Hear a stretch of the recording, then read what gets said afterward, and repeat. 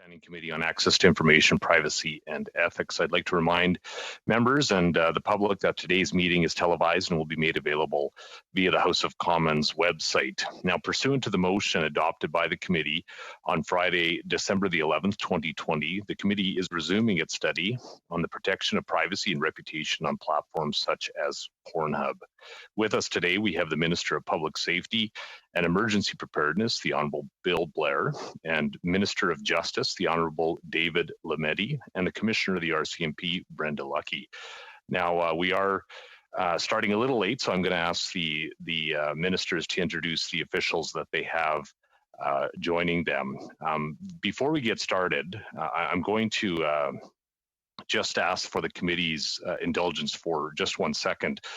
When we last met, we did have a discussion. There was a growing consensus amongst committee members to hear from the law clerk. And so we have set aside the third hour of this meeting to hear from the law clerk to provide us information that would be helpful in making a decision with regards to issues that were being discussed at our last meeting. So I will just inform members that the law clerk is prepared to answer those questions at 1 o'clock today. And so we will. I just wanted to make that members aware of that, and so that's what we will turn to after the first 2 hours of this meeting. Ministers, we'll turn to you now and hear from you. I believe Minister Blair, will you go first? Yes, thank you very much, Mr. Chair, and good morning to members of this committee. I'd like to begin by thanking you all for the invitation to join you this morning for this very important and very timely study on a very significant issue. Mr. Chair, I think, as everyone recognizes, the sexual abuse and exploitation of a child, any child, in any context, in any platform, and in any place, is intolerable and unacceptable. It is the most heinous of crimes and deserves society's strongest condemnation and our effective response. Recording the sexual abuse of a child can have significant lifelong impacts on both the victims and the survivors of this crime. And sadly, as some of these victims grow older, many come to realize that their images continue to be circulated on the internet, and they are re-victimized over and over again as this material is shared. I'd like to take this opportunity to recognize the remarkable courage and resilience of survivors in coming forward and speaking out. I've had an opportunity to meet with 11, and I think I share this committee's appall at reports of this, that porn material of this kind has been found on platforms, and it is unacceptable that victims have encountered difficulties in getting companies to remove this illegal content. Their stories and experiences remind us all of the important work that we must do and are doing to protect children and youth. The Government of Canada plays a leading role in these efforts to combat online child sexual exploitation. And Mr. Chair, we are taking action to increase awareness and to reduce the stigma of reporting. This is important because we know that a number of reported cases is just the tip of the iceberg when it comes to the true scale of this most heinous of crimes. Internet companies must also do more to protect children, and we are taking steps to hold them to account for their role in this. We are also taking action to bring more perpetrators to justice by supporting efforts to detect, investigate, and prosecute these cases. I have asked the RCMP Commissioner to continue to work with her provincial and territorial counterparts to address this crime and to ensure that prosecutions are done when deemed appropriate by evidence and by law enforcement. Canada's national strategy on this issue is led by Public Safety Canada, which works in partnership with the RCMP, the Department of Justice, and the Canadian Centre for Child Protection, or as it's very often known, C3P. We are backing this national strategy with ongoing annual funding of more than $18 million, and that includes for support for cybertip.ca, a national tip line operated by C3P. It also includes $5.8 million in ongoing funding, announced in 2018 to increase the investigative capacity of the RCMP's National Child Exploitation Crime Center. And on top of this, in budget 2019, we invested $22.2 million over 3 years in additional funding to better protect children from this horrendous crime. And of that amount, Mr. Chair, $15 million is specifically aimed at enhancing the capacity of internet child exploitation units in municipal and provincial police services right across Canada. These specialized units are dedicated to investigating cases of online child sexual exploitation. Investments in Budget 2019 are also helping to increase public awareness of this crime, to reduce the stigma associated with reporting, and to work with the digital industry to find new ways to combat sexual exploitation of children online. And at the same time, it's important to acknowledge the complexities and jurisdictional challenges involved in what is often a borderless crime. Perpetrators and victims can be located anywhere in the world, and images of child sexual abuse and exploitation can be shared on platforms that may be headquartered in one country, but legally registered in another, with servers in yet a third and different country. This affects the authority and challenges the ability of Canadian law enforcement agencies to investigate and the application of Canadian laws. But, Mr. Chair, I am confident law enforcement continues to do the work to do everything possible to investigate these horrendous crimes and prosecute those responsible.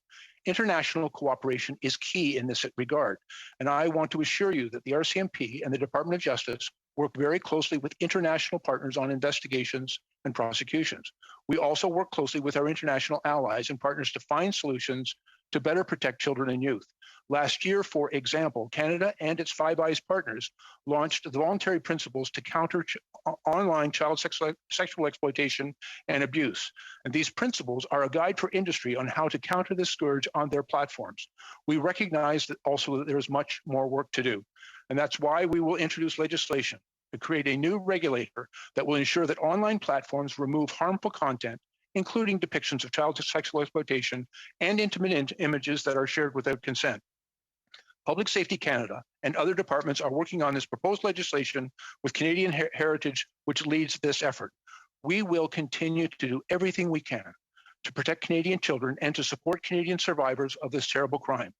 And we will continue to work with domestic and international partners to investigate cases where evidence exists and to bring the perpetrators to justice. Thank you very much, Mr. Chair.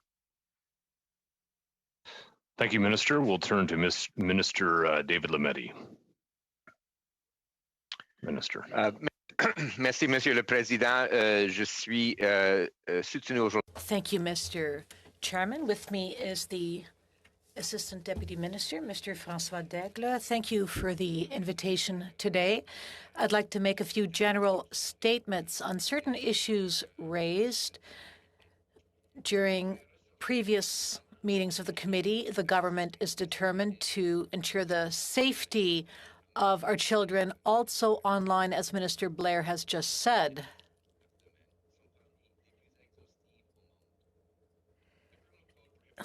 Forms of making, distributing, transmitting, making available, accessing, selling, advertising, exporting, and possessing child pornography, which the Criminal Code broadly defines as material involving the depiction of sexual exploitation of persons under the age of 18 years. The Criminal Code also prohibits luring, that is, communicating with a young person using a computer, including online, for the purpose of facilitating the commission of a sexual offense against that young person. It prohibits agreeing to or making arrangements with another person to commit a sexual offense against a child, and it prohibits providing sexually explicit material to a young person for the purpose of facilitating the commission of a sexual offense against that young person. Further, the Criminal Code also prohibits voyeurism and the non-consensual distribution of intimate images, which are both particularly germane to the online world and the discussion we're having today. Offenses of general application may also apply to criminal conduct that takes place online or that is facilitated by the use of the internet. For example, criminal harassment and human trafficking offenses may apply depending upon the facts of the case. Courts are also authorized to order the removal of child sexual exploitation material and other criminal content such as intimate images, voyeuristic material, or hate propaganda where it is being made available to the public from a server in Canada. En plus du Code criminel, en tant que ministre de la... On top of the Criminal Code, as Minister of Justice, I'm also responsible for the binding statement on child porn online by people providing online services. Law practitioners call it the Law on Mandatory Reporting Act. Under the Act on the Mandatory Reporting Act, Internet service providers in Canada have two main obligations. First, to communicate with the Canadian Centre for the Protection of Children when they receive a complaint on child porn by a subscriber. This non-government center runs cyber. The sound chopped out at that point. The second obligation is on the part of internet services providers is to let jurisdictional authorities know if a child porn crime has been committed. It is my understanding that there has been some concern as to how they are being interpreted and implemented, especially in relation to the troubling media reports about MindGeek and its Pornhub site. As Minister of Justice, it would not be appropriate for me to comment on ongoing or potential investigations or prosecutions. But I would also note that the responsibility for the administration of criminal justice, including the investigation and prosecution of such crimes, including the sexual exploitation offenses, largely falls to my provincial colleagues and counterparts. However, as the Prime Minister stated during question period on February 3rd, cracking down on illegal online content is something we are taking very, very seriously, whether it is hate speech, terrorism, child exploitation, or other illegal acts. In fact, the government takes these measures so seriously that the Prime Minister has given 4 ministers the mandate to address different aspects of online harms. Minister Blair and I are 2 of those ministers, and as he has mentioned, the Minister of Public Heritage is one of the lead ministers as well. While the internet has provided many benefits to Canada and the world, it has also provided criminals with a medium that extends their reach and thus their victim base, and a medium that elevates the level of complexity of investigations. One complicating factor is that telecommunications networks and services transcend international borders, while the enforcement authority of police, such as the RCMP, is generally limited to their domestic jurisdiction. Further, under international law, court orders are generally enforceable only within the jurisdiction of a state, and with limited exceptions, their enforcement requires the consent of the other state in which they are sought to be enforced.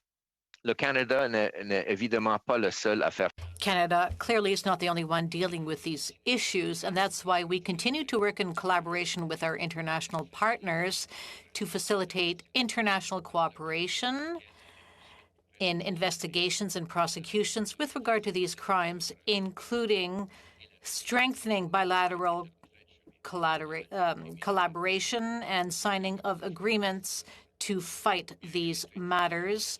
Even though legal cooperation agreements are universally accepted, when it comes to receiving international aid in a criminal investigation, even in emergency situations, they were not designed for the internet age, where images are transferred quickly and where it's very important to collect information as quickly as possible to prosecute perpetrators. And Canada is working actively with its international partners to make these issues go forward. We are working on an additional protocol on cyber criminality, working with the Council of Europe to increase international cooperation with regard to transporter access to information. Thank you.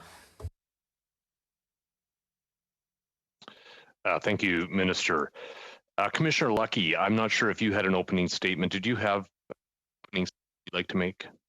Thank you so much for being here. Point of order. Point of order, recognizing point of order, Mr. Angus. Yeah, no offense to Commissioner Lucki, but she's staying for the second hour. Our 2 ministers will be leaving, which is going to really interrupt our ability to ask them questions. I'd prefer to ask them questions and have her make her statement in the second hour, unless they're willing to stay. Yeah. So sorry, she did indicate by a head movement that she did not have an opening statement, so we'll proceed to questions by members. Thank you, Mr. Angus. Ms. Stubbs, we'll start with you. Thanks, colleagues.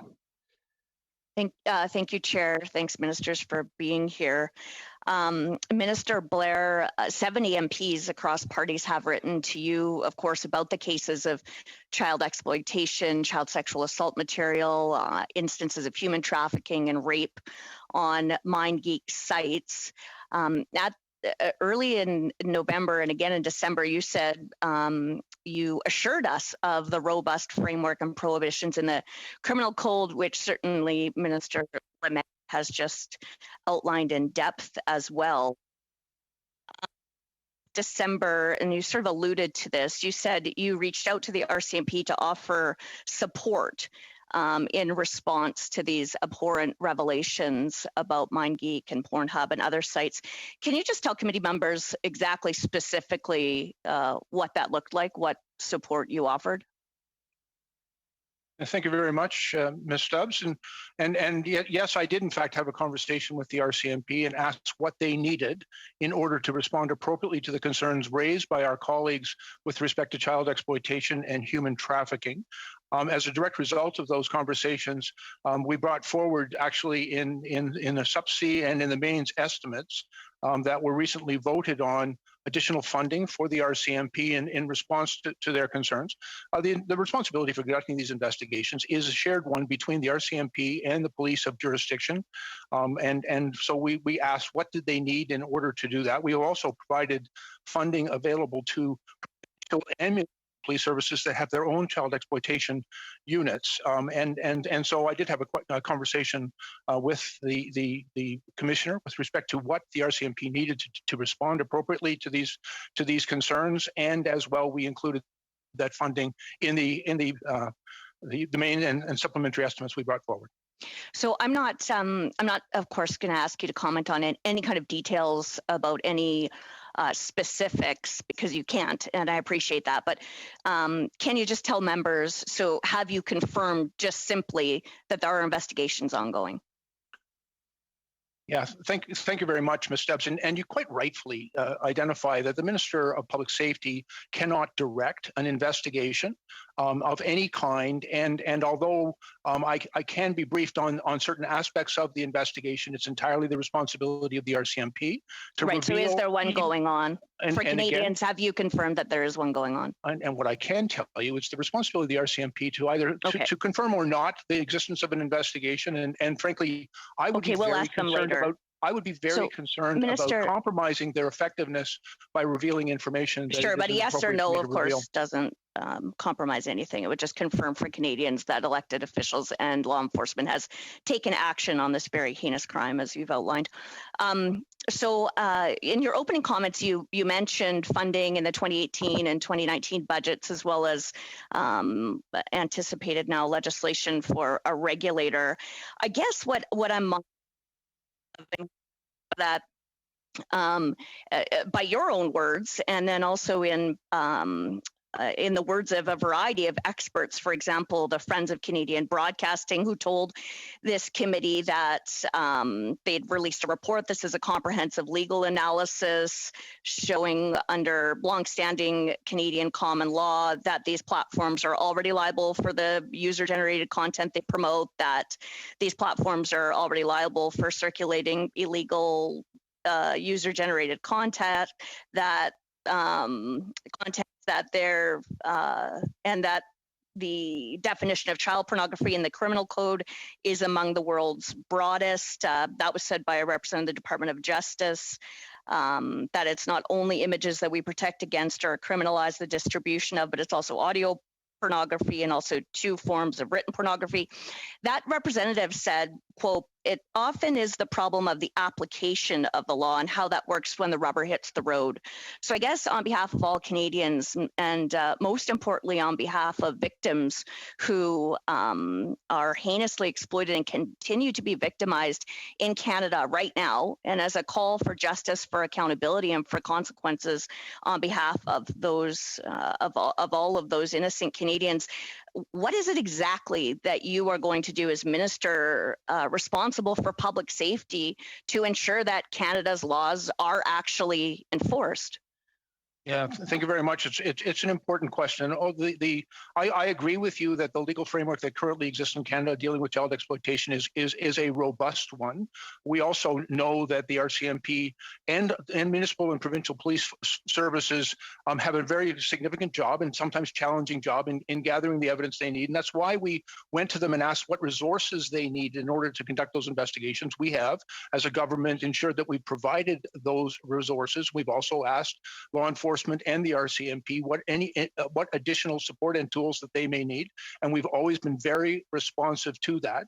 As I also mentioned, that there are a number of other initiatives on the way, and I think the Attorney General could perhaps provide more insight with respect to mandatory reporting of online harms and the removal of those harms from things. There's a number of important initiatives underway. I think here's the concern that Canadians would have if it is the case, as you've said and experts have said, that a strong legal framework already exists.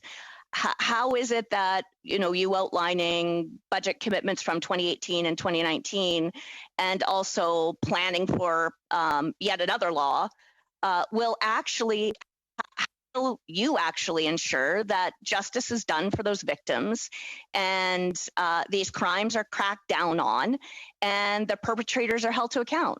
Yeah, and it's really important in these investigations to make sure that law enforcement has the tools and the resources they need to do their job, and we have ensured that.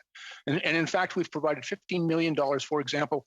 When I was the police chief in Toronto, Mr. Stubbs, I actually ran a child exploitation unit. We did enormously important work there in identifying the perpetrators and even rescuing children from these horrendous situations. But it was important that they be adequately resourced and funded, and so we've taken steps as a government to ensure that those municipal, provincial, and the RCMP, those police services have the resources they need to do their job. And with the actual conduct of their investigations, I would quite appropriately leave it to them to comment. But the government recognizes that we have a responsibility to make sure not only that we have a strong legislative tools available to law enforcement, but that they have the capacity and resources to address this most heinous of crime. Thank you, Minister. Thank you, Minister. I'll stop you there. I know that our time runs short here, but we'll turn to Mr. Sobera now for the next round of questions. Mr. Sobera. Thank you, Chair, and good morning, everyone. Happy Monday. This study that the Ethics Committee has been undertaking, we've been at this for a number of weeks and heard some quite shocking testimony that I could probably say, frankly, that for the majority of us turned our stomachs in a very bad manner. There's a couple of days where I know I went home thinking about the testimony that I had heard about child exploitation, something that we want no child to go to be put through, whether it is here in Canada or globally. So I wish to thank all my colleagues for their work on this and thank the ministers here. First off, to Minister Blair and Minister Lametti, and I can both hear, like to hear an answer. With regards to the work being done by Minister Guilbeault of Canadian Heritage, in terms of a new regulator to address online hate, sharing of non-consensual images, child pornography, and incitement to violence and terrorism, currently within our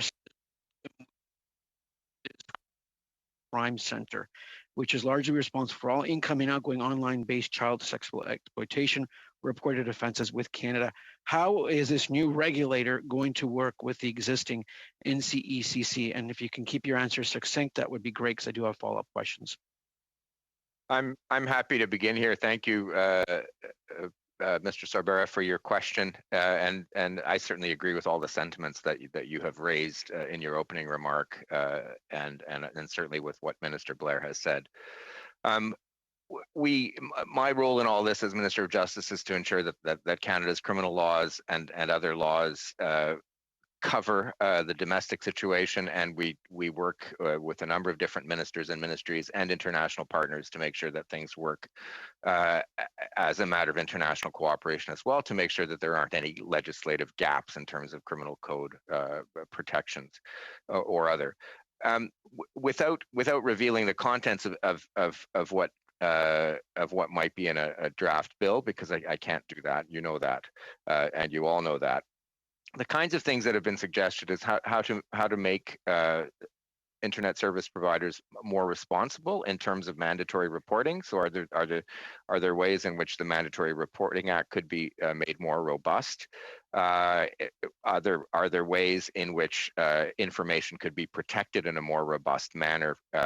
For example, to help law enforcement agencies and prosecutions to build and maintain evidentiary cases.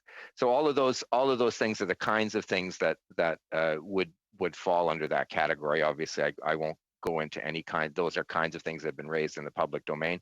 So I won't go into any details about what might be in a proposed bill. Minister Blair, any follow-up, please? Yeah, thank you very much, Mr. Sabera. Again, I will be somewhat cautious in talking about legislation that may be coming forward, but from a public safety perspective, and what we have heard very clearly from law enforcement is essentially three principles: that there would be a mandatory reporting of online harms, which can include the sexual exploitation of children. That there would be steps taken to preserve evidence that would then be used by law enforcement in the conduct of investigation and ultimately by prosecutors in a criminal prosecution that might arise from those online harms, and then to end the victimization that its presence online represents. And so from a law enforcement perspective, that's what we've heard very clearly from the police right across the country, that what they would like to see in legislation. Thank you. And I do wish to note, I just do wish to say that I wish to thank, obviously, yourselves as ministers and the Treasury Board Secretariat under Minister Duclos. In the 2021 main estimates, there was a substantial increase in funding, $6.3 million for the National Strategy to Combat Human Trafficking, $4.4 million for the National Cybersecurity Strategy, and $4.2 million for protecting children from sexual exploitation online. Budget 2009, I would say, announced funding of $4.4 million in 2019-20 and $8.7 million in 2021. So it's great to see that. I do wish to pivot in a certain way. I've learned a lot in this study about platforms, about a lot of legalese language and information. I do agree we do have a robust system in place. I think it's section 162 and in that realm and those numbers for child exploitation. But I do wish to flag something because I think it's important this morning, and I do. I was able to read some papers, and we've received a lot of literature. A lot of briefs have been sent to us, and more so than in almost any other study I've seen. One from the Center for Gender and Sexual Health Equality, impacts of criminalization, punitive regulation of online sex work and pornography, the need for sex workers' voices. Another one, an article that was written by a gentleman by the name of Justin Ling out of McLean, Governments Have Failed Canada's Sex Workers and the Running Out of Patience. And it all goes back to Bill C-336 that was brought in by the Conservatives. And our role, and also the Bedford case for which I've been reading up on, our role as legislators to protect all Canadians, protect children from being exploited, and to allow Canadians to work safely in any sort of environment.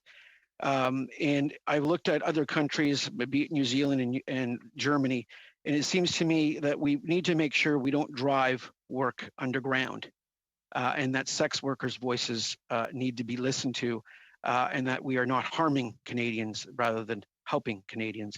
So I wish to put it out to you in a broad type of question, Minister Lametti, in terms of how sex work is regulated in Canada. I do apologize, Mr. Sabera, that the clock indicates that your time is up, and so we'll turn to Madame Gaudreau now. Madame Gaudreau.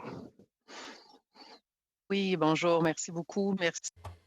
Hello, and thank you so much for being here. I am going to come at this from a different angle. Thank you for your answers. They've been fairly clear, and it's quite encouraging, actually, because as a mother, and as the representative of my constituents, I can say that people are really upset because given everything going on, the sound is cutting in and out. So it's very important that we pass the right kind of legislation and to actually enforce it. So my question is, how is it that with all the legislation we have at our disposal, given the increasing amounts of money we're investing to follow and help victims and to make sure they are not re-victimized, how is it that when we have a law which is being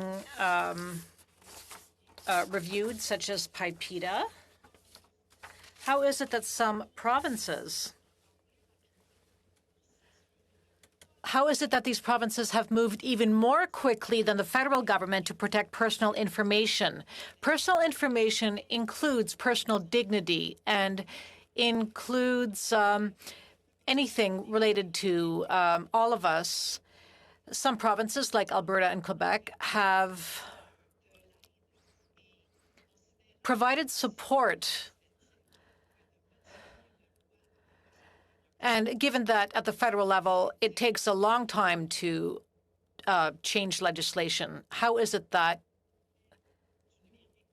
in the digital age, when things move so quickly, why can't we change our Broadcasting Act very quickly? Why are we not trying to amend the Personal Information Protection and Electronic Documents Act to make sure that all of our work, including international collaboration, are effective? So, Mr. Chairman, I'd like to hear the ministers answer that question. Thank you very much for your question, Ms. Gaudreau. Now, obviously, there are many aspects to this issue. There are many ministers involved, many departments, and a lot of legislation that comes together around this issue. And at the federal level, we have the Personal Information Protection Act, which covers areas of federal jurisdiction, and I'm responsible for that. We also have the Innovation Minister, who is responsible for parts of PIPEDA. And as you know, there is a bill before the House right now to modernize existing legislation. In fact, I myself have asked for opinions on the Personal Information Protection Act. So it is challenges. We are working with provinces because they also have a say in this matter. Now, we know that technologies change so quickly, and technology knows no borders, so we are working with other countries. However, yes, we do have to continually update and modernize our legislation, and this is challenging, especially when it comes to enforcement, as you have described. Yes, I do understand that you are responsible for part of this legislation, Mr. Lametti, but when it comes to updating and modernizing legislation to help these victims, when I talk to these young people, they say governments come and go. The reset button is constantly pushed. So at the end of the day, we are forgotten. There is help out there, but the help seems to disappear once in a while because legislation, which should be enforced, is not keeping up with the reality on the ground. Because if the law kept up with changing technologies, we could help victims better. Victims are already at the end of their rope. So there are gaps which we have to fill. We have to move more quickly. We have to move as quickly as the internet does.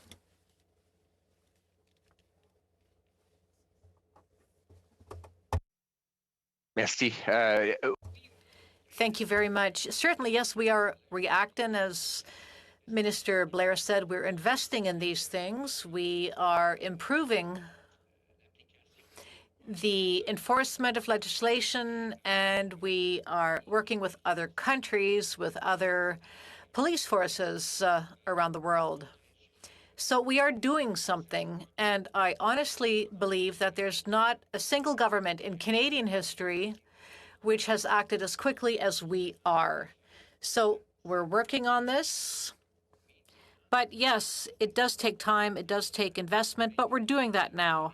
And we're continuing to modernize. It's an ongoing challenge. We're up to the tasks, and we are doing it. My last question is this. Is it possible to receive a commitment to help these victims? Is there any way we can show them exactly what the steps are to follow in the process to prove to them that not only do we care about them, but that we are modernizing legislation to help them, because a victim is being created every second, and it's really hard for them to believe that we are there for them. Can you give us a commitment to transparency? And can you tell these young people what the steps are in the process to help them? Yes, of course, we can always communicate better what we are doing, and we have to do that. But as you said, we have to be there for the victims, and we have to be explain to them better exactly what we're doing to help them. Minister, thank you, Madame Goudreau. We'll turn now to Mr. Angus. Mr. Angus for 6 minutes. Thank you, Mr. Chair. Thank you, Mr. Blair. Thank you, Madame Lucki, for coming. Thank you, Minister Lametti. Ferris Antoun, the CEO of MindGeek, lives in Montreal. In fact, he's building his dream home there, apparently quite the mansion, in a neighborhood called Mafiaville. Now, I've been in Montreal a lot, but I don't know where Mafiaville is. But I mention it because he lives in Montreal, as does his partner, David Tassilo. They have 1,000 employees in Montreal, and their office is at 777 Boulevard des Carrés. So, Mr. Lametti, in your opinion, would this qualify MindGeek as a Canadian company subject to Canadian law? Again, I'm not going to comment on the actual details. There have been differing opinions. As Minister Blair and I have pointed out, it can depend on where servers are located. Okay, sorry, I'm going to interrupt you there. Servers. I'm reading the Mandatory Reporting Act, and it doesn't mention the word servers. It mentions the word service. So I could help you if you look up Wikipedia. The first line in Wikipedia, Mr. Lametti, is that MindGeek is a private Canadian company. So you don't know that it's a private Canadian company. You don't know. Mr. Angus, as I have said, we have, my role in all of this is to ensure that there is adequate criminal code protections and that they are in place. I have outlined in my opening remarks, Mr. Angus, as I know you were listening carefully, that there are challenges with respect to companies that operate I get that. across the internet. I'm referring to this. We refer all of these. There are legal opinions that have been given, but okay. I understand that. I understand that. I only have a few minutes, Mr. Lametti. I'm referring to this briefing note to the Commissioner from December 10th, 2020. To the RCMP Commissioner. Now, it was done in response to the New York Times article. And it says to the RCMP that in 2018, the RCMP met MindGeek and raised the Mandatory Reporting Act, the MRA, and the company indicated that the MRA did not apply as they were not a Canadian company. So when you guys go to talk to companies that you think may have broken Canadian law, but they have other jurisdictions, and they just tell you, well, we're not a Canadian company, is that good enough? Well, look, I'm not going to answer on the specifics of whatever. But you are aware of the Mandatory Reporting Act, right? You have read the Mandatory Reporting Act? I am very aware of the Mandatory Reporting Act, and a company may also be required to report in another country, such as the United States, which then may be required to report back to Canadian I know, law that's interesting authority. Because it doesn't say that under the Mandatory Reporting Act. Those are questions on application. Mr. Lametti, it says under the Mandatory Reporting Act that if an allegation of child pornography is made, the service provider has to make available to appropriate Canadian law enforcement agency. But you're saying they could interpret that to maybe apply to someone else because they've never made a single mention. They've never reported anything to Canadian authorities. I mention that because Rose I think Kalemba, it matters of application, Mr. Angus. If you'll allow me to answer your question, Mr. Angus. I was beginning my question. Sorry. I wanted to just answer that. Order members. Statement. Mr. Angus, would you finish your question? Yeah, I was just beginning my question, Mr. Lametti. Sorry to interrupt. I don't want to be rude. Rose Kalemba gave us horrific testimony by writing. She was 14 when she was kidnapped, tortured, and raped, and the multiple videos of her torture was posted on Pornhub. She begged them to take it down. They wouldn't take it down until over 2 million people had witnessed it. She is a Canadian citizen. These tags were posted by a company that's centered in Montreal. So given your reading of the Mandatory Reporting Act, would it may have saved Rose Kalemba and other victims that we've talked to if there had been a single instance where Pornhub or MindGeek had actually reported the Mandatory Reporting Act, as we have in Canadian law, to Canadian authorities? Mr. Angus, I will say, as I have said, that the coverage of both the Criminal Code and the Mandatory Reporting Act covers Canadian domestic situations. Other international agreements help with respect to the gathering of that evidence. I won't comment on any past or ongoing or future cases of investigation. That is not in my. I totally understand. It was just that Ms. Kalemba was Canadian, so I thought that might be able to help us. I'm interested, though, because we talk about the Mandatory Reporting Act, and you're telling us we're going to get this new regulator that's going to come, and it's going to be mandatory as well. But this RCMP briefing note says that the RCMP strives to maintain partnerships with private companies, Pornhub, MindGeek, as these are effective and support the company's voluntary compliance and adherence to its own terms of use. So I've read the laws on child pornography, on the Mandatory Reporting Act. I'm just really surprised that the RCMP and you seem to have this position that you would prefer voluntary compliance with the law when we haven't had a single case of them actually reporting anything. So how does this voluntary compliance work with our partners with MindGeek if they never report anything? Mr. Angus, your time is up, but we'll turn to the minister for a response. Well, I think you should address that question perhaps to the RCMP. I have expressed no position, Mr. Angus, for the record, although you seem to have attributed. Oh, so you don't have a position that they should or not report? As the Attorney General, you don't have a position. Okay, thank you. Thank you. That is not what I said, Mr. Angus. Thank you, gentlemen. We'll turn to Mr. Viersen. Mr. Viersen for 5 minutes. Thank you, Mr. Chair. Minister Lametti, back in November, I and a number of parliamentarians wrote you regarding documented cases of child exploitation, sex trafficking, and rape published on MindGeek's sites. This was monetized and viewed by millions. And we asked you if the current laws were adequate to prevent, on what was preventing the lack of enforcement. And you wrote back, I assure you that the criminal code contains robust framework that prohibits a broad range of the conduct you reference. So here we are 6 months later, multiple victims have come forward, hundreds, if not thousands of examples, and still no charges laid. Are you still confident of our robust framework? Thank you for your question, Mr. Viersen. I'm very confident of that robust framework. We have domestic coverage which is more exhaustive, I think, than any other country in the world. This is a complex international situation, and questions about the application of the law should be addressed to the RCMP, for example, as an investigating body.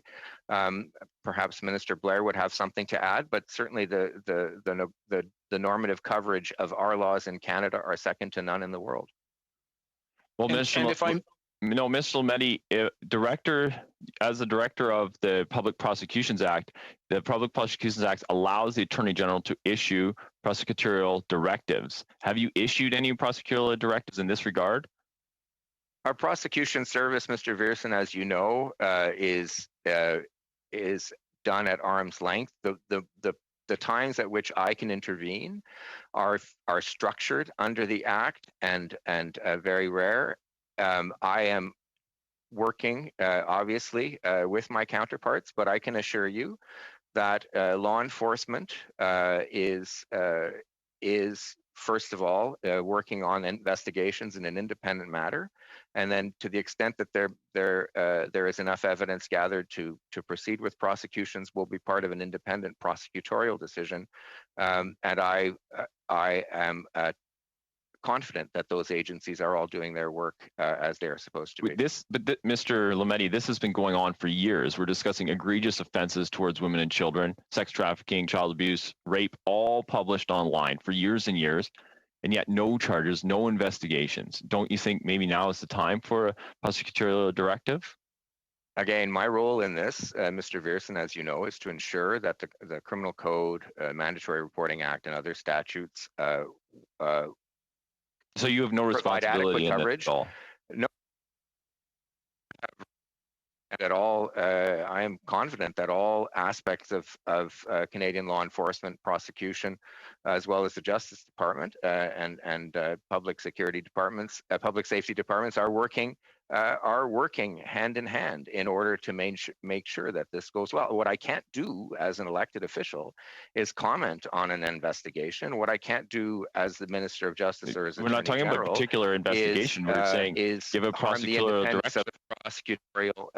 Prosecutorial and important. It was established under the Conservative government, previous Conservative government, and I firmly believe that was a very good move by Conservative Justice ministers at the time. Interestingly, MindGeek Pornhub have over 1,000 employees in this country. They operate in this country, regardless of where they are. Do you believe that regardless of where a company is headquartered, they ought to obey Canadian law? Again, my role in this is to make sure the laws are adequate. Whether Canadian laws are being followed or whether Canadian laws apply are going to be part of the investigative and prosecutorial functions. But for over 9 years, they've failed to comply. We've clear evidence of child sexual exploitation happening on their website, and yet no reporting. Do you think that is a following of the law? Look, these are horrific crimes. We know that. We have confidence in our police services. As I mentioned in my opening remarks, most of it falls at the provincial level. But to the extent the RCMP is involved, confidence in the RCMP, confidence in the systems that we have put in place to report these crimes, and confident in not only the investigative independence of the RCMP, but also the prosecutorial independence of the prosecution services, not just at the federal level, but at the provincial level and territorial level across Canada. Thank you, Mr. Viersen. We're going to turn to Ms. Latanzio now. Ms. Latanzio for 5 minutes. Thank you, Mr. Chairman. Thank you, everyone, for being present this morning, both ministers and Ms. Lucki. Thank you for partaking and helping this committee move along and undertake this very important study. So my first question will be to Mr. Blair. Mr. Blair, just last month, the Public Safety Canada launched a national awareness campaign targeting children, parents, and caregivers in order to raise awareness of the online child sexual exploitation and abuse. More specifically, raising awareness of this heinous crime, how to report it, and how to reduce the stigma associated with the reporting. What are the awareness and stigma reduction practices so important? Thank you very much, Madam Latanzio. I think it's a very important question, and we understand that public education for children and for their parents, and awareness of the issue of child sexual exploitation on the internet is absolutely critical in giving families and young people the tools that they need. We also are working hard to remove the stigma because we know many people have been deeply traumatized by this most heinous of crimes, and we want to empower people to be able to come forward and take actions to protect themselves. And at the same time, we also recognize the importance of strong support for criminal investigations. And you know, I want to sort of acknowledge that the RCMP runs the National Child Exploitation Crime Center, but we work very closely with the Canadian Centre for Child Protection that undertakes on our behalf and with our funding support for victim identification and victim support strategies to provide assistance to survivors and tailored resources for victims and their families, because we know the victimization in this most terrible way by this online sexual exploitation of children can have lifelong consequences. And so it's critically important that we raise public awareness of the issue, so that we know even during the pandemic, a lot of kids are spending a lot more time online, and we want to make sure that they can do it safely. And that can be done through public education and working with their families. And at the same time, we also recognize that predators are out there, and we need to make sure that we have the tools and the resources necessary to apprehend, deter, and prosecute those individuals. Okay, thank you. My question, I'll turn now over to Mr. Lametti.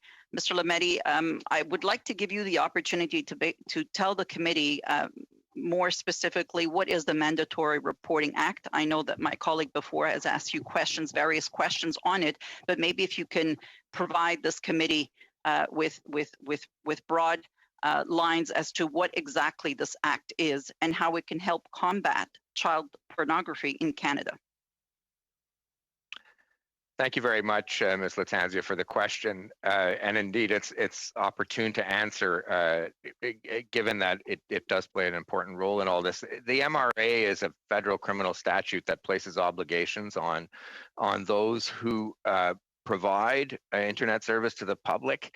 For example, access providers, content providers, hosts, and it requires them to report to the C3PP, the Canadian Centre for Child Protection, which runs the anonymous tip line cybertip.ca. If they're advised of an internet address where there is child pornography that may be available to the public, or they're required to report to law enforcement if they have reasonable grounds to believe that the internet service is being used to commit a child pornography offense. And that is critically important. It also requires them to maintain the fleeting data for a period of 21 days.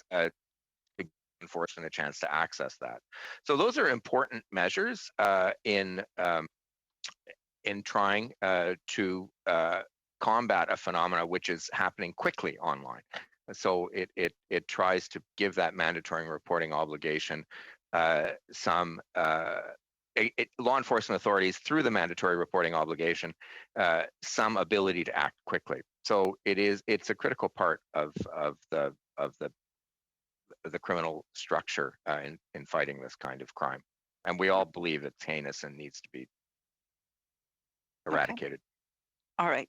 Thank you. I'm going to be going back to Minister Blair. Minister, I'm hoping that you can speak a bit more today about human trafficking. I believe that our government's national strategy focuses also on the empowerment as a pillar in itself.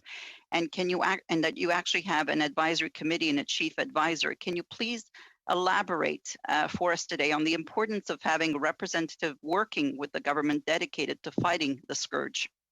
Yeah, thank Minister, you very much. The member's time is up, but we'll give you an opportunity for a short answer.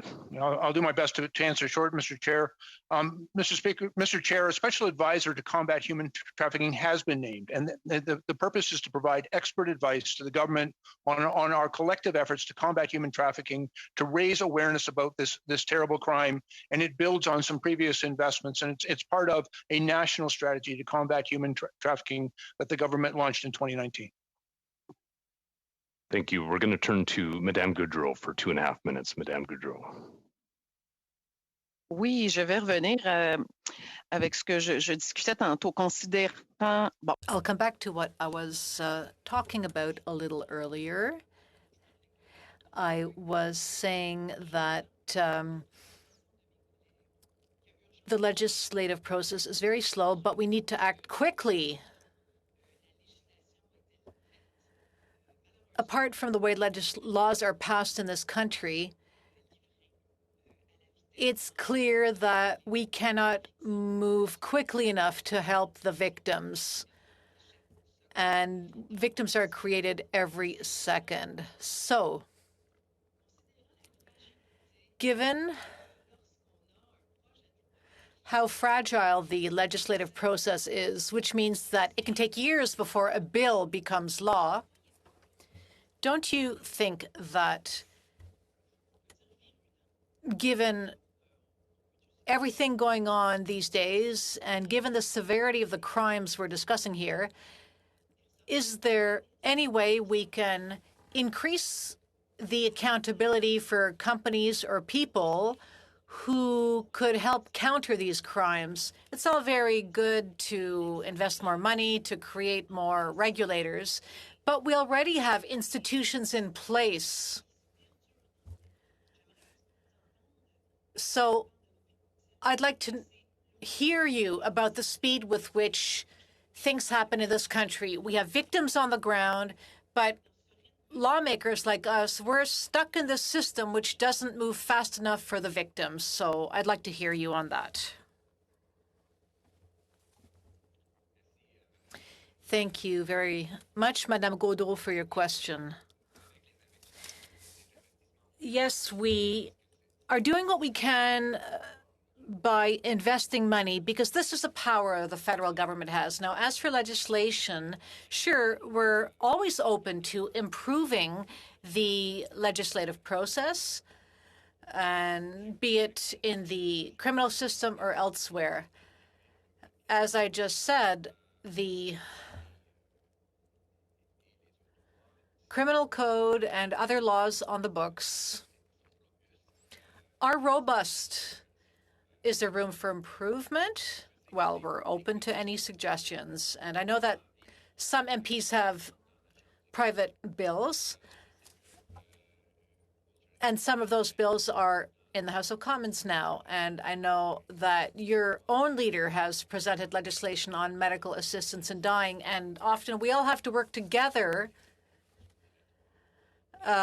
Sometimes some political parties engage in filibusters. So we need to all work together, and we on our side are willing to work with the other parties. Sure, we'll go to Mr. Angus now. Mr. Angus for 2.5 minutes. Thank you, Mr. Chair. And thank you, Mr. Lametti, for coming today. So I'm going to move beyond our attempts to get answers on the mandatory reporting laws that we have in place. This story blew up and I think shocked us all when Serena Fleites, who was a child porn survivor, came forward to the New York Times. She begged Pornhub MindGeek to take her videos down. There were multiple tags, she said. When we asked Pornhub MindGeek about this, they had no record. They don't have any records of her. But we had a number of other children survivors come forward. So we have had zero investigations, zero reporting of any of these allegations that have come forward of MindGeek, which I know you're not sure if it's a Canadian company, but it is in Montreal. But under Section 163-3 of the Criminal Code, any person who transmits, makes available, advertises any child pornography is guilty of an indictable offense. That's up to 14 years. So I'm thinking the tags, the promotions, the selling, the online stuff. Do we not already have laws in Canada that are sufficient? We just don't seem to have the political will to actually apply the law. Why would we need to change anything when the law is pretty clear about transmitting, distributing, and advertising of this kind of child rape?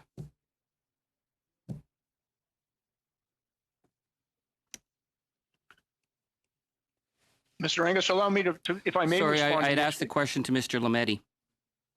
Is he Well, I'm still happy with to us? jump in. I'm glad, Mr. Angus, that you have understood that, in fact, Canadian criminal law and the Mandatory Reporting Act provides one of the strongest and most exhaustive frameworks in the world for this kind of Exactly. So why have you never had any reporting in Canada? If it's so robust, Mr. Lametti, how come there's been zero reporting? Out, well, I know you were listening to the opening remarks very carefully, and as I'd said, the principle of domestic territoriality applies, which is the criminal code applies in Canada, and in the internet context, there are a variety of different standards that might mean that a company is actually operating in another country. So we work with other countries but to you haven't had any information. reporting or We work with other investigations, countries. Mr. Lametti. Come on. Again, I can't comment on investigations. So, but That's under not within Section my 163, mandate. wouldn't you say that these are prima facie cases, that you do have the authority, you just haven't done it? I do not have, as I said, the criminal code is more than adequate as it applies to Canadians. It's actually a very good criminal code, and I'm very proud of it. The application, investigations, and prosecutions are independent functions, and their application in an international context is not always as clear as you would have it be, even if that's what we would both like. Well, it would to you be. say then it would be a safe So haven in Canada, that you could set up shop in Canada and not have to worry that you're going to have to be forced to report because there's been no reports? That Your time is up, Mr. Angus, but we'll give. Thank you. Thank you, Minister. We're going to turn now to Mr. Carey, and he'll be splitting his time with Mr. Gord, I believe. Mr. Carey. Thank you very much, Mr. Chair and Ministers. Through this study, we've been talking about the privacy and reputations of those who have had their sexual private images uploaded to adult websites without their consent. We've heard from many of these victims, and many of them are children, and they're also victims of sexual violence, human trafficking. With that, Minister Blair, you called these heinous crimes, heinous acts. Do you believe the perpetrators of human trafficking deserve to be punished to the fullest extent of the law, yes or no? Yes, sir. Thank you. Minister Lametti, do you believe perpetrators of human trafficking deserve to be punished to the fullest extent of the law, yes or no? Absolutely. Thank you. Mr. Lametti, could you please let Canadians know what is the maximum sentence for those convicted of the indictable offense of human trafficking? And what would be the maximum prison sentence for those convicted of a summary offense? Just the numbers, please.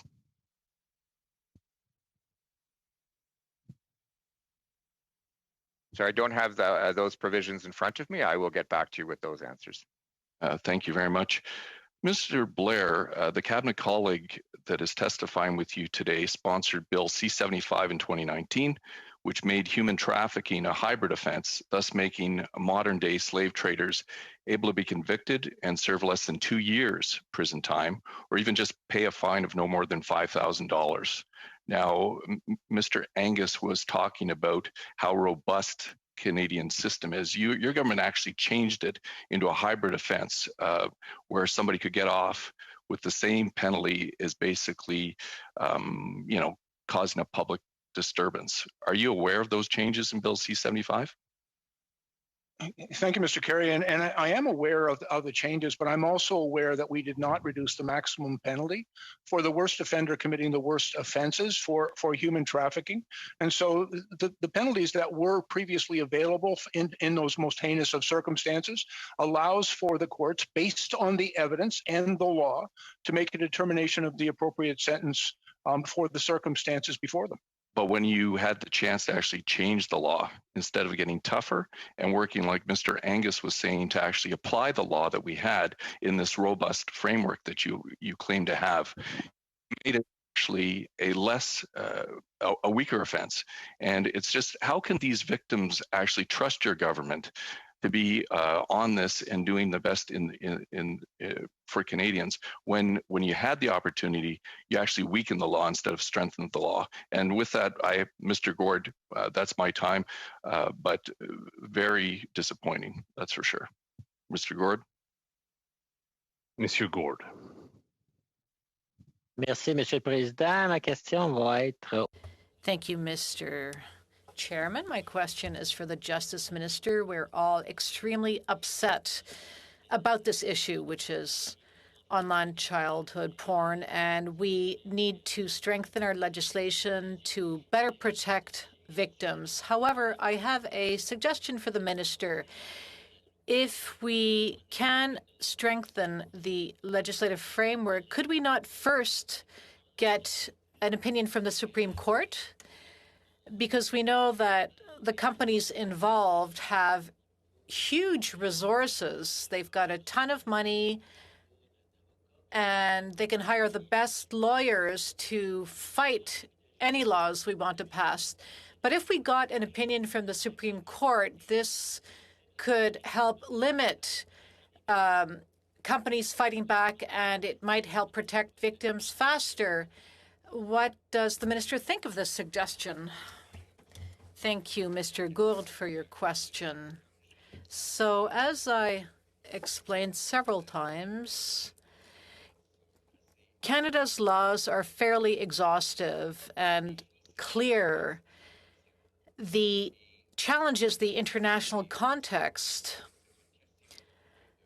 So it's a matter of strengthening the enforcement of the law and to conduct investigations, which are often international in scope. So we're talking collaboration with other countries and other police forces throughout the world. So again, we have the laws. Our laws are clear. are we dealing with a Canadian company or not? Well, often it's hard to answer that question. And it's not necessarily the case that a Canadian tribunal would have the answers, because we've seen, for instance, that a decision from the Supreme Court or any other Canadian court was not enforced in the U.S. in the case of acoustic, for instance. So just having an opinion from the courts is not necessarily the solution. I have another question for the Justice Minister. We'll turn to Mr. Fergus for the last questions for the second round. Mr. Fergus for 5 minutes. Mr. Fergus, you are still on mute.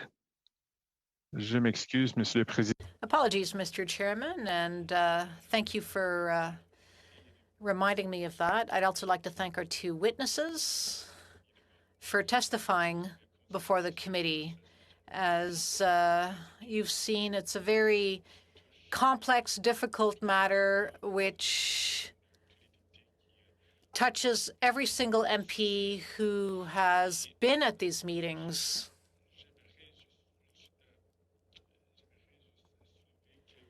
I just want to raise a few points before I put my questions to both ministers.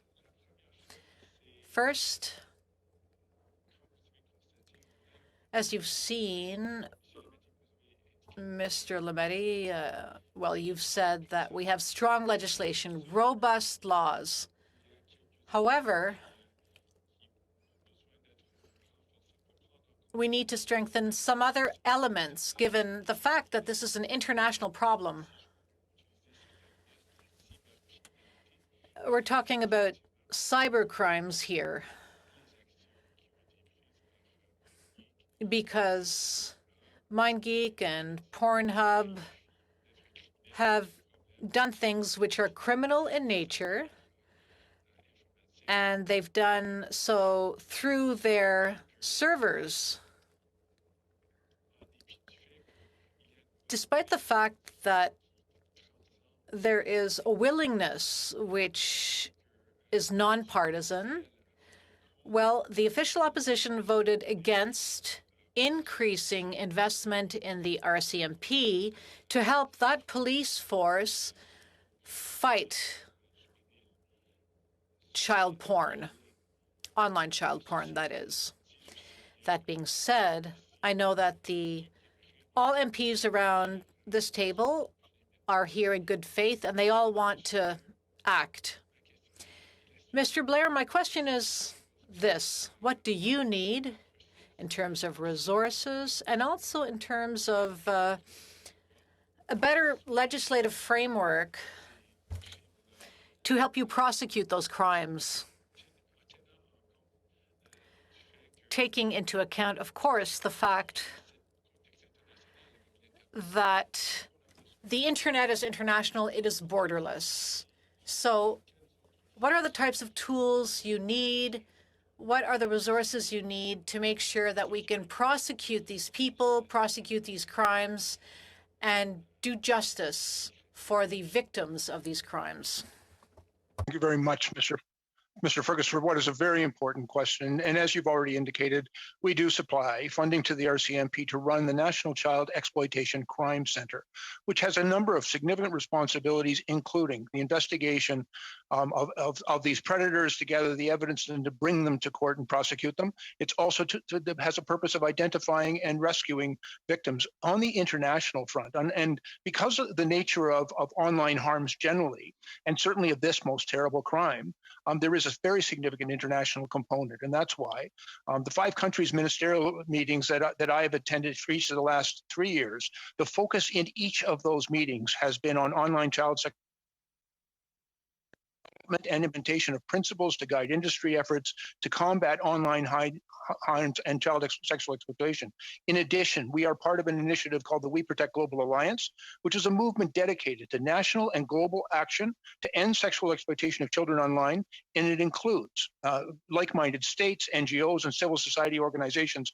And finally, Mr. Fergus, I would point out that the RCMP actually chairs a group called the Virtual Global Task Force on Child Exploitation.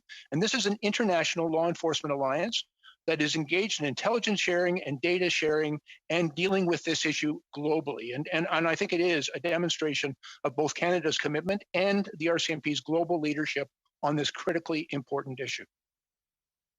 Moi, j'ajouterais seulement, Monsieur Fergus. Mr. Fergus, I would simply add that we're working with other countries within certain legal frameworks to help exchange information between police forces. And we're talking about cybercrime multilateral conventions. We also have bilateral agreements with countries like the U.S. to facilitate the exchange of information when we have to do so quickly. Mr. Lametti, Mr. Blair, this committee cares about this issue, and so we would suggest changes that might help you do your work in prosecuting these crimes. So my question to you is, what do you need from the committee? What kind of recommendations do you need from this committee to help you in your work and to give you the legal framework you need to do your job? Your time is up, but we will allow the ministers to respond to the question. Ministers. Ben, moi, je dirais, comme je viens de... Well, as I just said, we have a strong domestic context. Our Canadian laws are very robust.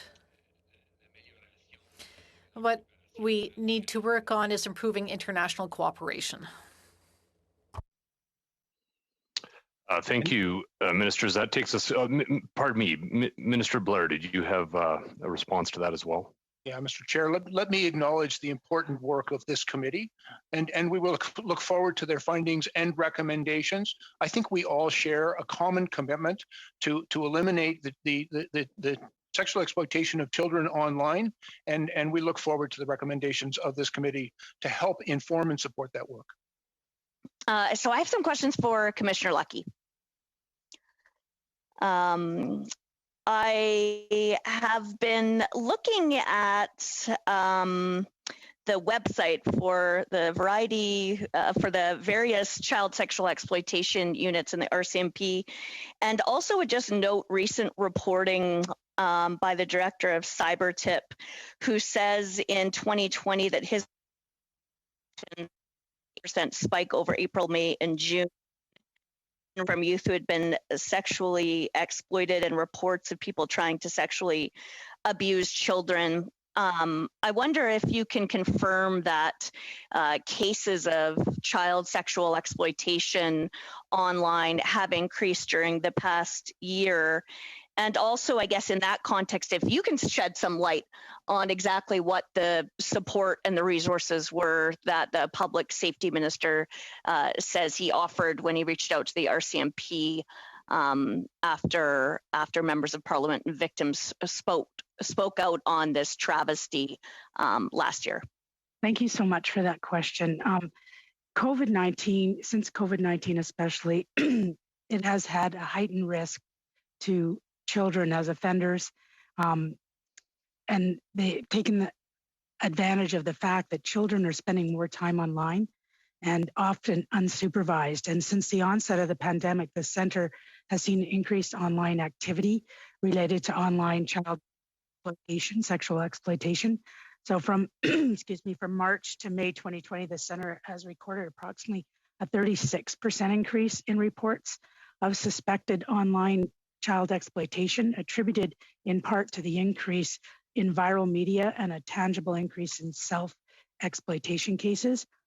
So we also anticipate more reporting of child exploitation offenses, both online and offline, when the pandemic-related restrictions are slowly lifted, and then the children will have access to trusted adults once again, and access to their teachers, access to caregivers, community support services. It was largely limited at the onset of the pandemic, and so likely preventing children from reporting abuse to the trusted adults outside of their home, which is such a crucial part. Your question in regards to Minister Blair reaching out to the RCMP, whenever huge, for example, when this came to rise, the increase in child exploitation, we're always having a conversation about the things that we can do to prevent them. So obviously, we're looking at legislation, we're looking at the Mandatory Reporting Act, we spoke about resources, we spoke about technology, we've talked about things within the acts, how can that improve law enforcement? How can we better reach out to law enforcement? Okay, thank you, Commissioner. So I'm assuming that you have followed this committee and are well aware of the clear instances of hundreds, if not thousands, of victims of child sexual assault material, rape, human trafficking, non-consensual images. I am confident that you're as disturbed by the victim's testimony as each and every one of us are. So without any specifics whatsoever, can you confirm whether or not there has been, whether or not there is an investigation into MindGeek, and whether or not any charges have been laid? Thank you for that.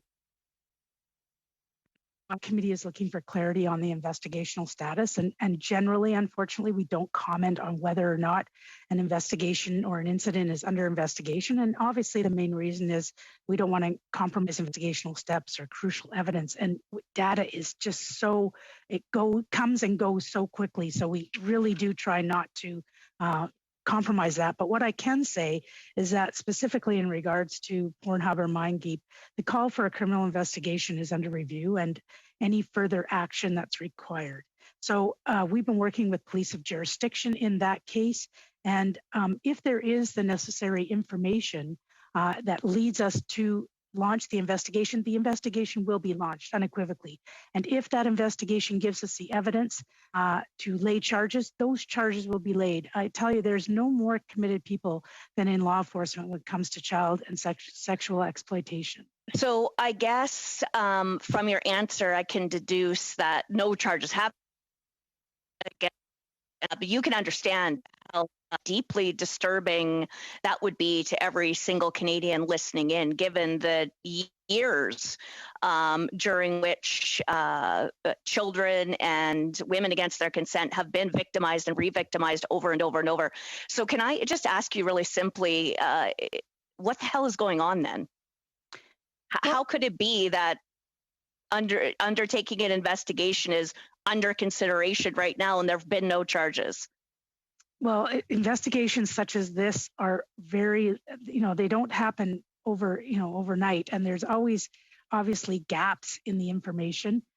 So what happens is, for example, when we get reporting, we have to make sure that especially when we're talking about child exploitation or sexual exploitation, that those files fall within the age group of a child. So that's one challenge. So often we get several reports, and unfortunately they don't fall within that category. So of course they're put to the side, and there's a whole science behind that, and there's a lot of work that goes into just identifying the images online. It's not an easy science, but it's based on the maturation, and it's based on experts that have that training.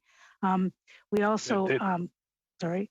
Pardon me, I'll let you finish that thought, and then we're going to go to Mr. Dong. Apologize, Commissioner.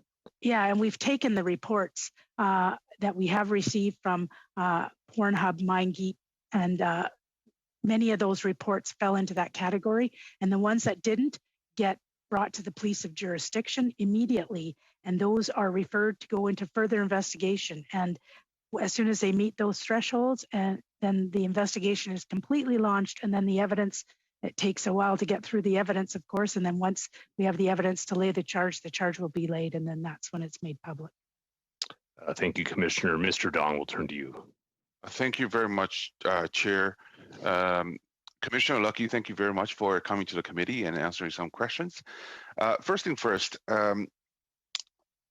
when the story broke, it raised a lot of attention in the public.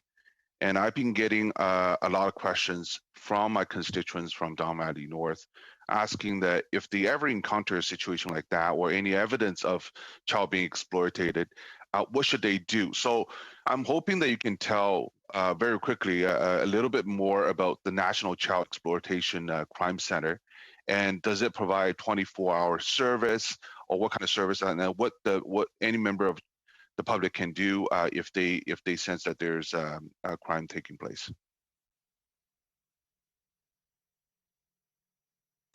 Sorry, thank you for that question. No, I was just trying to take that. Obviously, when people are privy to that information, they need to go to their police of jurisdiction first and foremost.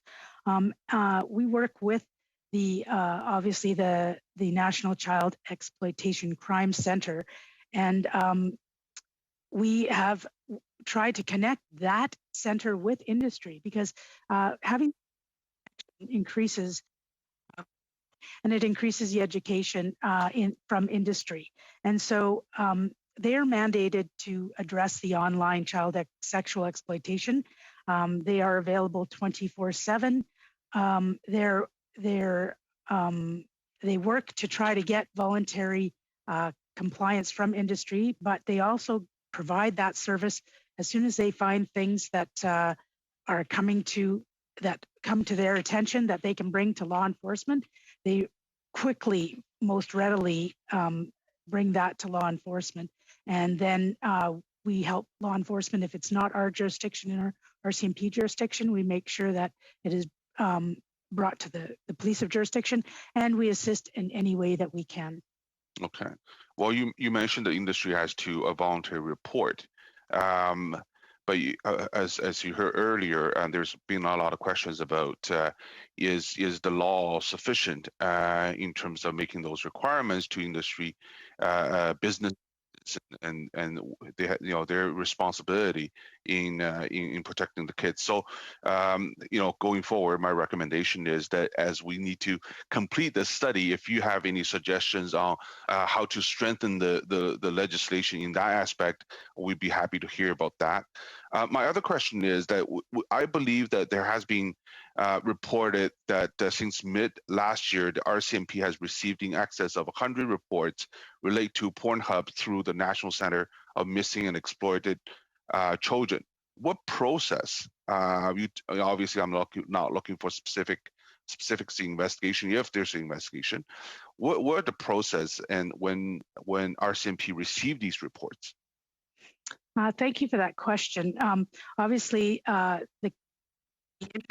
report through the National RCMP National Child Exploitation Crime Center, and when they receive those reports, and also we receive reports internationally through the National Crime Center in the United States, and we take those and we ensure that they are referred to a Canadian law enforcement agency.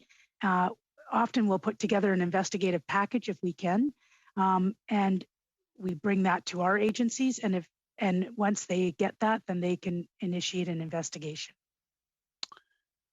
So we heard from a lot of members. There's obviously questions about jurisdictional responsibilities. Is this a Canadian company subject to Canadian law? In your opinion, is there anything that we can do to make it more clear that these investigations can take place? Because obviously we've heard that there's a lot of evidence out there, but there hasn't been an investigation being launched. Yeah, it's such a complicated issue because, as you know, the application of domestic criminal laws and territorial limits jurisdiction has been a challenge given the global nature of the internet, which is not bound by the traditional borders. So international conflict law is such a complex matter.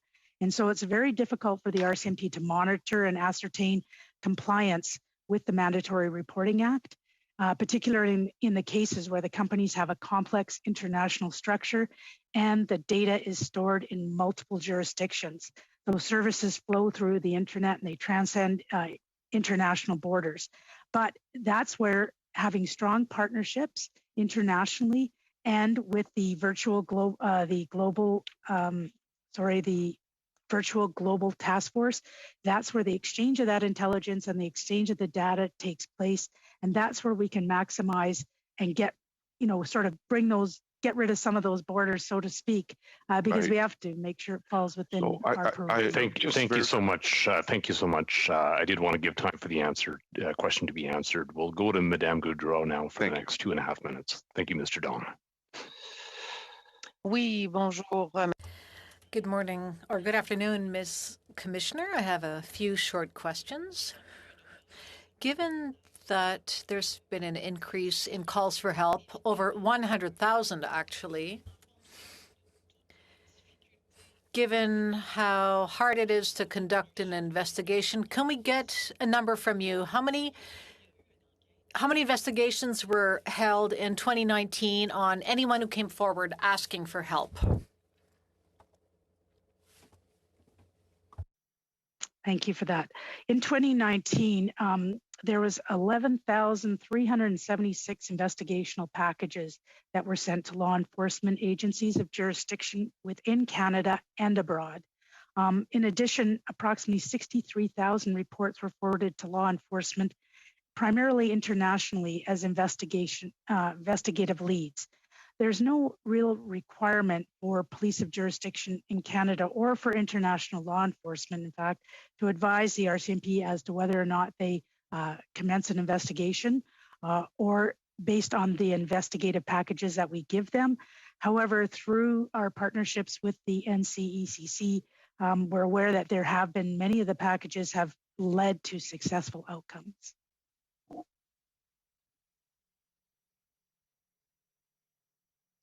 Oui, merci beaucoup. Thank you very much. I have another question. Given that you are restrained sometimes by the law, and given the international context, do you think it would be possible to create a structure or to give more powers to authorities to make sure that this problem, which moves faster than the law does, governments tend to increase budgets, but in your case, do you need more resources, more financial resources? What exactly do you need? Perhaps it's something the committee can put in its recommendations to help you. And do you think some kind of international structure could be put in place to help protect children? Thank you very much for your question. Obviously, we look at it multiple things. We look at, first of all, legislation. We have the Mandatory Reporting Act, as the Minister Lametti spoke about. We have to look at compliance within that act, and it has to be more inclusive of all the service providers. It would be very helpful, of course, to have basic subscriber information for that, because that would lead to quicker responses and more fulsome responses. Increased resources never hurt, so I would never turn down increased resources. We also have to look at technology, because technology, for instance, I'm not sure if I think earlier you spoke of the Arachnid project, and that's using technology. That's for children, but that we should be using the similar technology for adults as well, something that can scour the internet and it can take those images down, multiple images, because even if we hit one service provider like a Facebook or a Twitter or Pornhub, that image gets downloaded to other platforms and other platforms, and it grows exponentially. So the only way to get rid of all that is to have technology scan and scour. Obviously, we need mandatory reporting of online harm. We need those steps like the minister spoke about to preserve that evidence, and having that content removed in a timely manner as per what the minister had said. So all of those are very important. In regards to international, we always need to be speaking about international with our international partners. And it's interesting that you say that, because when I talk with the Five Eyes partners, obviously we're talking about national security, we talk about terrorism, but we talk a lot about child exploitation, because it's such a it's a growing industry. Like one of the statistics that just, shocks me is since the Project Arachnid, which scours the net and takes down images or requests for images to be taken down, as of April 1st of this year, it has sent over 6.9 million requests to platforms for removal. Like that number is incredibly huge. Thank you, Commissioner. We'll turn to Mr. Angus now for the next round of questions. Mr. Angus. Thank you so much, Madame Lucki, for joining us today. Really appreciate it. I'm looking at the briefing note that was given to you on December 10th, I believe, 2020. Subject, New York Times article, The Children of Pornhub. And it's interesting because you talked about strong partnerships, but what really struck me when I was reading is it said, the RCMP strives to maintain partnership with private companies. And in this case, we're talking about Pornhub, MindGeek, as these are effective, and supports the company's voluntary compliance and adherence to its own terms of use. So I'm wondering why, when we're talking about whether or not criminal acts have been committed, that the RCMP is interested in supporting voluntary compliance and the terms of use that are put on the website by the company as opposed to adhering to Canadian law. I think, thank you so much for that question. I think it's all about a combination because there's the legal side and there's the regulatory side, which of course, so we don't deal with the regulatory side.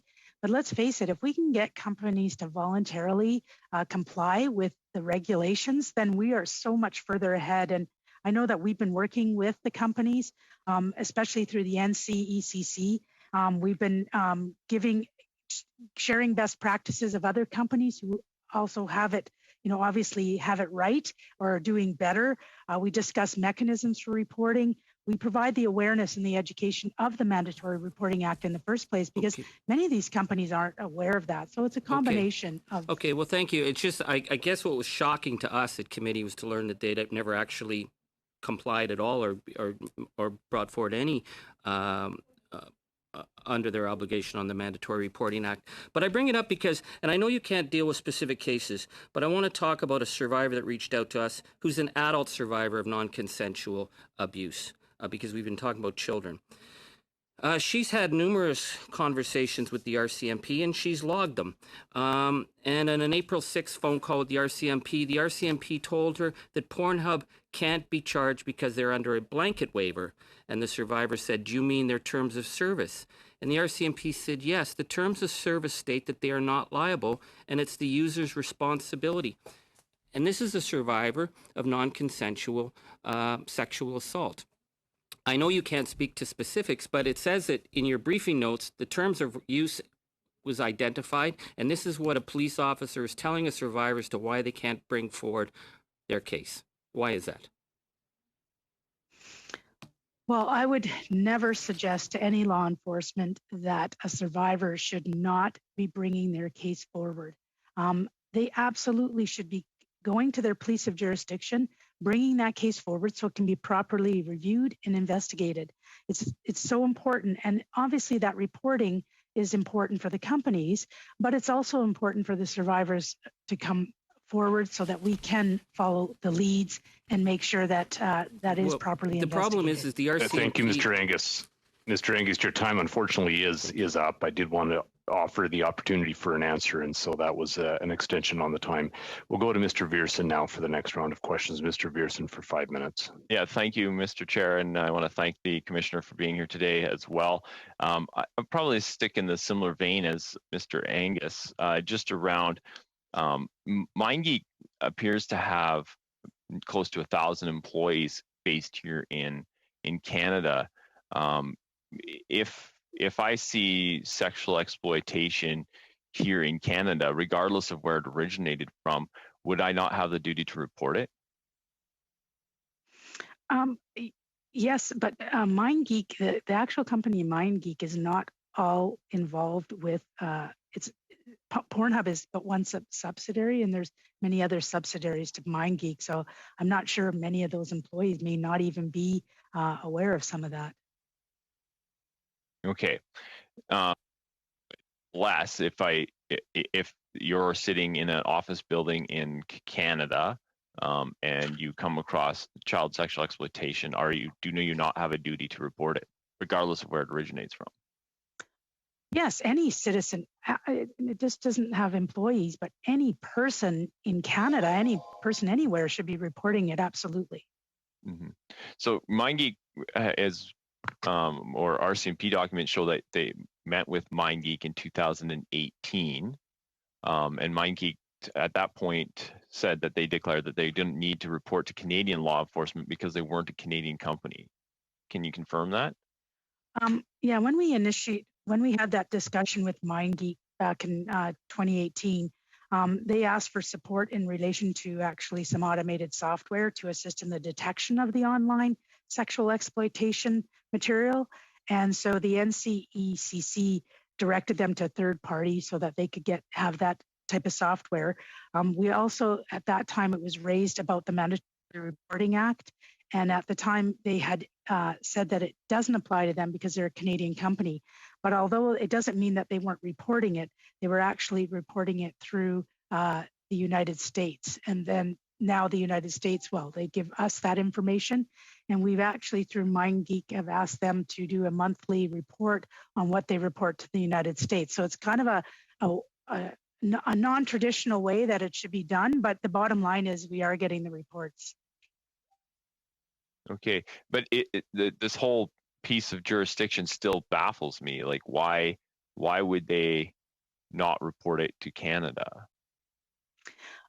They believe that their servers that are applicable to this is they report through the NCMC MEC that operates in the States, which I can't speak to that particular legislation. However, like what I will do is there's Article 2 and there's Article 3 of the Mandatory Reporting Act.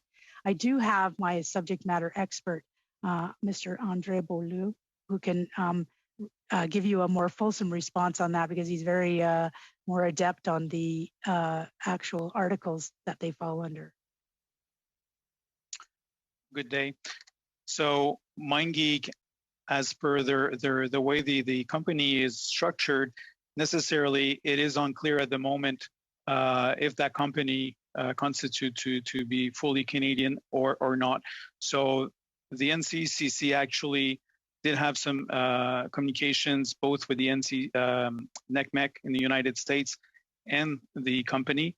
And to prevent duplication of reporting, we actually were able to get those monthly summaries, and it actually helps us to assess the reports that are coming our way, so we can actually move those very quickly. Okay. Commissioner, have you read the letter that over 78 members of Parliament and senators have sent to the RCMP? Yes, I have, and we do have a response. I will apologize for the delay. It isn't your traditional one-page response. It is over, I think it's almost 7 or 8 pages. And we did have it prepared. It was ready to go last week until we realized that it needed to be translated. So the committee will be getting a response to that letter today. And we might slightly delay it if there's any other outstanding questions as a result of this committee appearance. We'll add those responses to that. Okay. Mr. Chair? Yeah, no, you do have about 15 seconds left. All right, I'll cede my time. Thank you. Thank you. We'll turn to Ms. Shanahan. Ms. Shanahan, for the next round of questions. You've got 5 minutes. Merci beaucoup, Monsieur le Président, puis merci à... Thank you very much, Mr. Chairman, and thank you, Madam Commissioner, Ms. Lucki, for being with us today.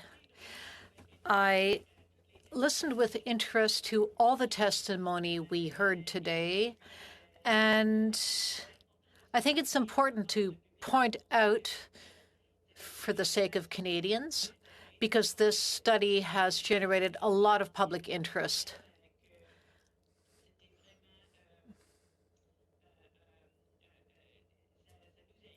And I think that this helped us a lot in our fight against online child porn and the exploitation of children. So I would like to thank all of our colleagues here today and especially Mr. Dong and Mr. Erskine Smith, who brought this motion forward in the first place to this committee. We have to put our money where our mouth is, right? And that's what all the colleagues here are very concerned about. And so when I heard the ministers and Commissioner Lucki refer to the challenges in enforcement and the resources that requires, and we can understand that the challenge today with technology evolving as it does on a constant basis, the challenge today to identify and investigate child pornography online is tremendous. And so when I see that more than $35 million of funding that was recommended by the government in the supplementary estimates and in the mains was actually voted down by the official opposition. They voted against this additional support to the federal policing.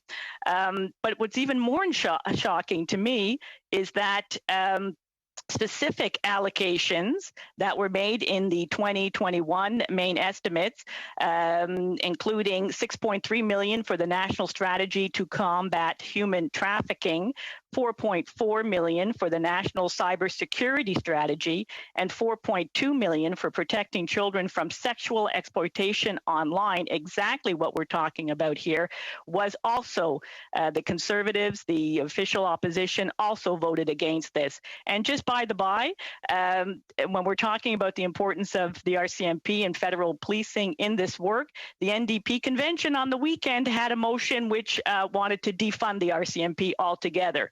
So I think colleagues can agree. Recognizing a point of order, Mr. Angus. Mr. Yeah, I mean, Angus. we're talking about child rape here. If she wants to do liberal handstands, she can do it someplace else. We've got a few minutes to get answers whether or not the laws of this nation are being applied. If she's got ridiculous points to make, she can do it elsewhere. I don't think that's a point of order, but I think in the effort to bring things to order, Madame Shanahan will probably take that note that concern. And I will get my time back, Chair, because Ms. Shanahan, you do have about 2 minutes left. Very good, because I do have important questions for the Commissioner. Because again, I am struck by the challenges, the incredible challenges that we have in the identification and investigation of child pornography in this incredibly complex world, cyberspace world, which in many respects does resemble the wild, wild west. Commissioner, can you comment on the kind of work that you are doing? We heard earlier that the RCMP is chairing the Virtual Global Task Force. Can you comment on that work and what are the initiatives that are being undertaken at this time? Thank you so much for the question. Although law enforcement is facing a ton of challenges in addressing this crime, we've made some significant progress.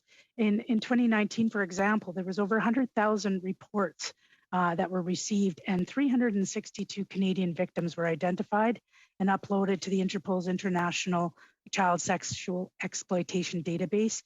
And that was an increase of 32% from the previous year. We also have developed and implemented a new and efficient file management system, and this is all with the funding that we got in budget 2018 and 1920.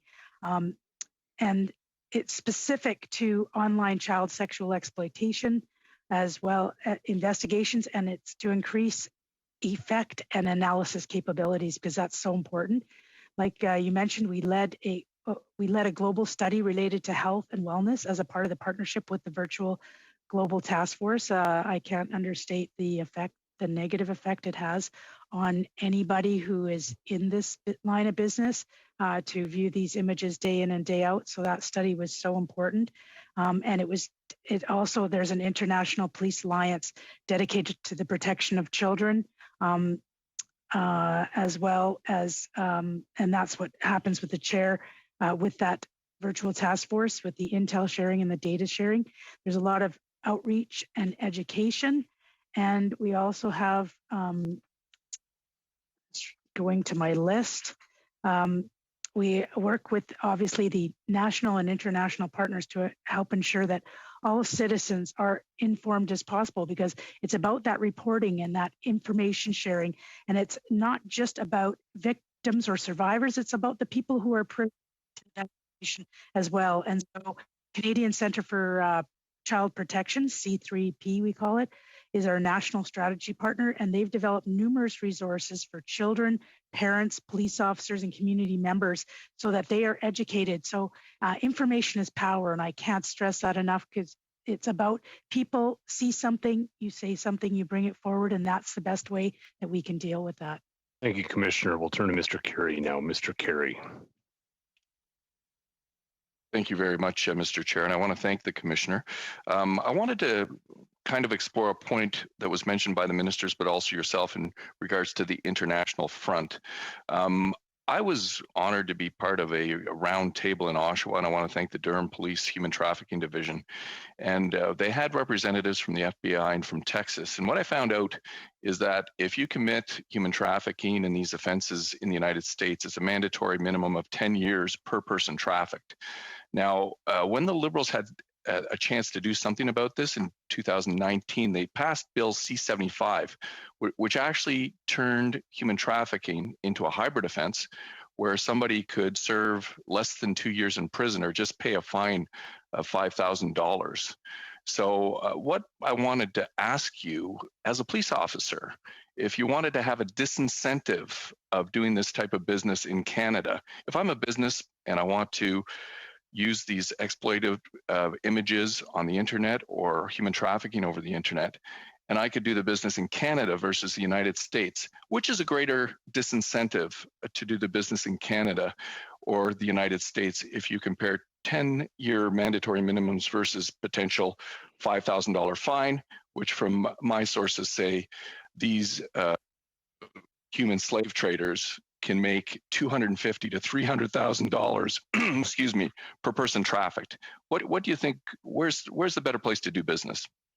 That is, Mr. Carey, a very difficult question, and I would actually pass that to my colleagues from Department of Justice. I think Robert Brookfield and Norman Wong are on the line as well, and they would probably be better suited for answering that question. Well, maybe you can't answer the question, but I think it's quite obvious to anybody watching this right now that when we had a chance to get tougher on these type of crimes, we actually made the penalties less severe.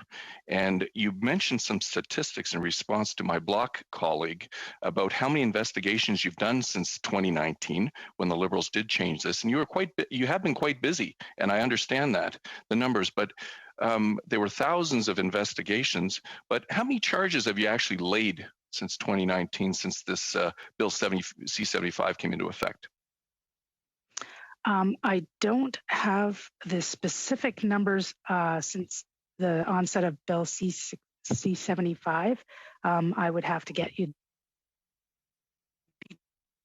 numbers in regards to the RCMP jurisdiction and not the entire Canada, which would be a disservice because many of the areas that we police are not the center of where a lot of this crime occurs. They tend to gravitate towards the bigger urban centers. Oh, absolutely. And Mr. Chair, just curious, how much time do I have left? About 2 minutes. All right. Thank you very much, Commissioner Lucki. When you're looking at the situation that we're facing, like I come from Oshawa and we're along the 401 corridor, and we have seen an increase in business, this type of business, which is upsetting to all of us that have been involved in this study. And I was wondering if you could provide the committee, first of all, the number of charges that have been laid by the RCMP, but if you could mention how many have been jurisdiction. I know the government was having challenges appointing judges for a period of time for federal courts. And when the changes were made for human trafficking to be turned into a hybrid offense, it was disappointing to see these indictable offenses that originally carried some significant penalties for people in human trafficking to be pushed down to the the provincial courts. Would you be able to tell us, just off the top of your head, how busy are the federal courts right now when they do have to prosecute these type of crimes? Is there a long waiting period between the time charges were laid to the time that victims have to go to court to become re-victimized and testify against the perpetrators? There's about 30 seconds remaining, but I will allow the commissioner to answer. I would love to be able to answer that question, but in regards to the delays in the court, obviously COVID has contributed to that, but I can't give you those specific answers. And there is no distinction between the provincial and the federal when it comes to laying of a criminal code charge. It's just brought to court. And obviously, I don't have those specific numbers or the delays. Well, thank you for your testimony. I look forward to some of those numbers if you can give it to us. Thank you, Mr. Carey. Thank you, Chair, and good morning again to everyone. Commissioner Lucki, thank you for coming today, and thank you for your comments to date. I had the pleasure of growing up in a small town in British Columbia with an RCMP detachment there in Prince Rupert, and I know during my high school years we were visited by our RCMP officers, and for good things, of course, for educational items and so forth. So I want to thank all the RCMP officers here in Ontario. Many people may not see the RCMP officers on a daily basis, but growing up, we certainly did. Thank you to them.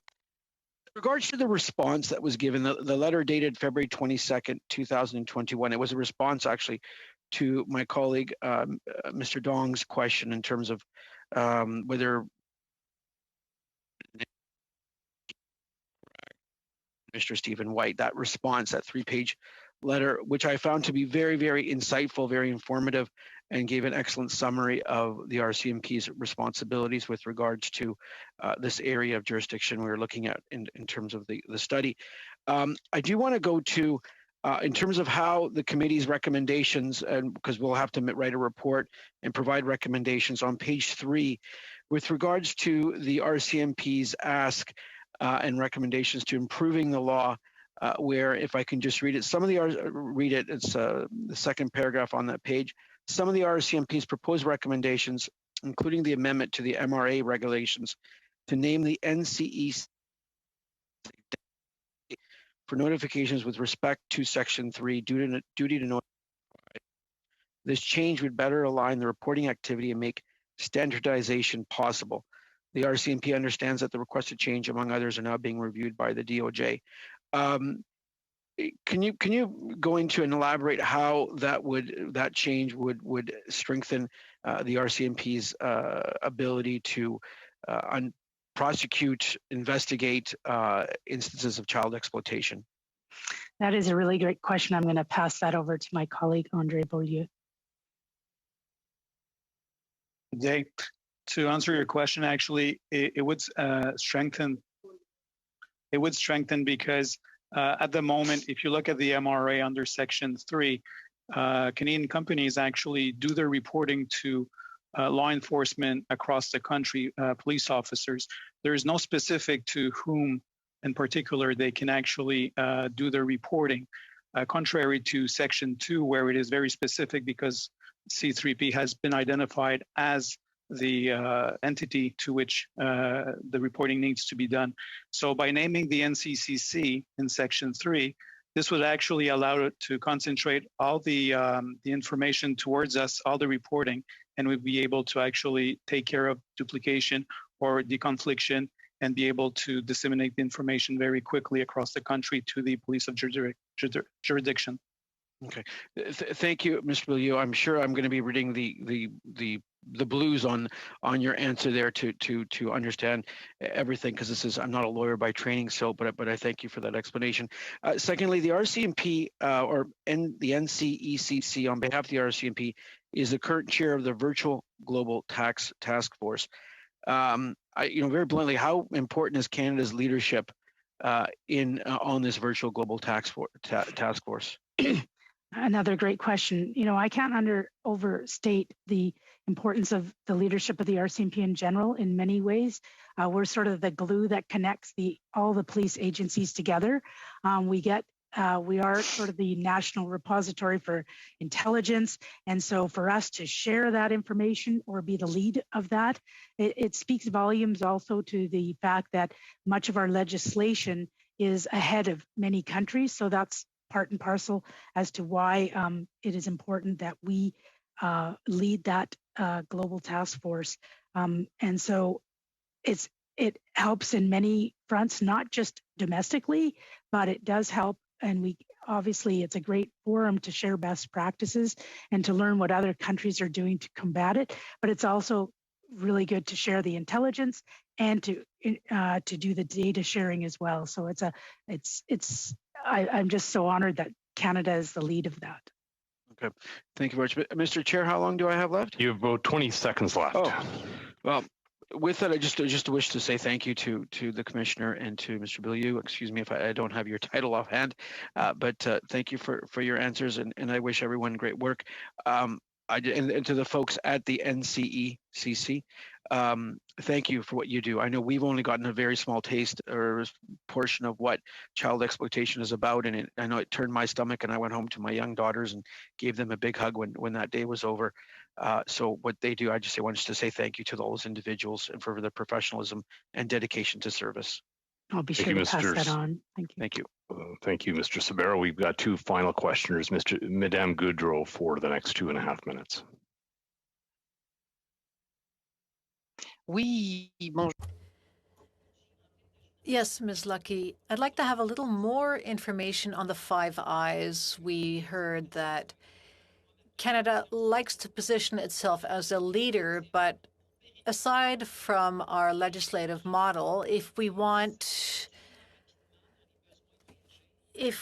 to react faster, and you were saying earlier that it's always good to get more resources. So I'm just wondering who is a member of the Five Eyes group, and what can they tell victims to reassure them, since Canada right now is looking at perhaps helping to create an international framework.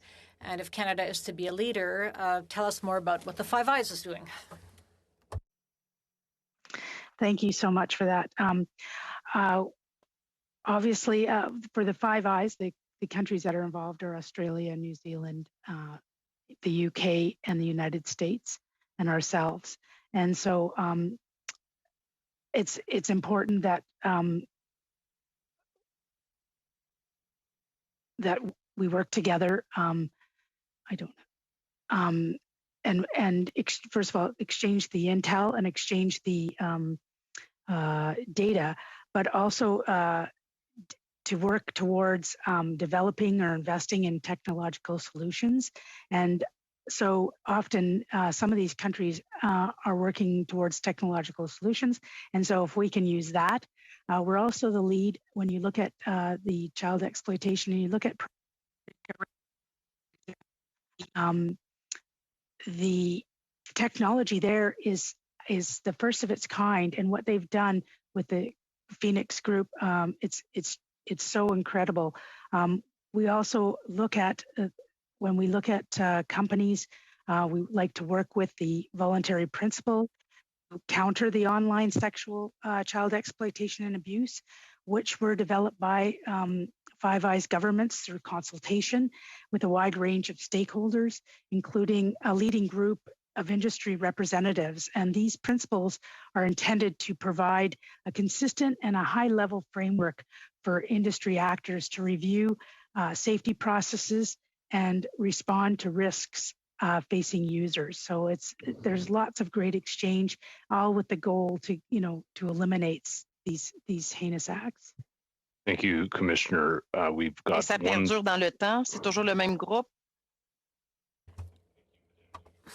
Turn to Mr. Angus as our final questioner this morning. Well, thank you so much. Mr. Angus. Thank you so much. Madame Lucki, in the briefing report to the Commissioner, there are recommendations, but there's nothing there. I thought maybe they were blanked out, but after hearing from the Justice Minister and your testimony, maybe there aren't recommendations. Would you provide whatever recommendations you received in that briefing note to our committee? I'm looking at the. Our version is blanked out. If you could just forward that to us, it would help us in our work. Some of the recommendations. Yeah. Well, some of them obviously are cabinet confidence because they're in the midst of an MC, but obviously we're looking at we're having discussions with the DOJ about the Mandatory Reporting Act. Okay, how to strengthen that. I have very little time. I'm just asking if you could forward them to us. It would make things simpler. Yeah, we can put in a little section in that Thank you so much for that. Madam Lucki, we hear time and time again from survivors that they're not believed. And I just want to put this on the record because we've heard about how, when you spoke with Pornhub in 2018, Pornhub believed that the rules didn't apply. Then they were going to be allowed to do this in a roundabout way, which I don't see in the criminal code, that we let companies under investigation do things in a roundabout way. But I'm dealing with a survivor who calls the RCMP about non-consensual, a sexual assault video. And they said, well, Pornhub, how does Pornhub know that that was illegal? That's what they say to her on April 6th. On May 23rd, they said, well, there's lots of rapes on that site, and some of them are acting. So how is Pornhub supposed to know that this survivor isn't acting? How could she prove that she did not consent? Then the RCMP said to her, well, how can she proved that Pornhub did it on purpose, meaning posting something that's illegal. Then they asked her, well, how did they know that Pornhub knew what was being uploaded? How did she know that they'd even had a chance to view it in advance? And then the RCMP says, yes, but on W5, they said there weren't enough moderators to do the job properly, so they might not have known that it was not consensual because they didn't have enough people to moderate it. So these are the questions that are being asked of a survivor time and time again. And on April 6th, the RCMP writes to her and says, if you have a complaint regarding Pornhub's actions, you need to contact the police where Pornhub is located. So this woman's, the RCMP is her provincial police. She's told that Pornhub is not a Canadian company. So can you tell this survivor where she has to go to make a complaint about Pornhub? The re-victimization of survivors is totally unacceptable. It is not acceptable in any means. And I really, the victims of the online child exploitation, they really should reach out to their local law enforcement agency to file the complaint. She and did. That's, and it's unfortunate. I have no words to say. But do you know where she could make her complaint? The RCMP told her she has to contact the police where Pornhub is located. Pornhub's terms of reference says Cyprus. That's not an acceptable answer, and we need to get better. We need to get better, and when we have the cyber tip line as well, and so we need to get better so that the survivors are not re-victimized every time they have to come forward.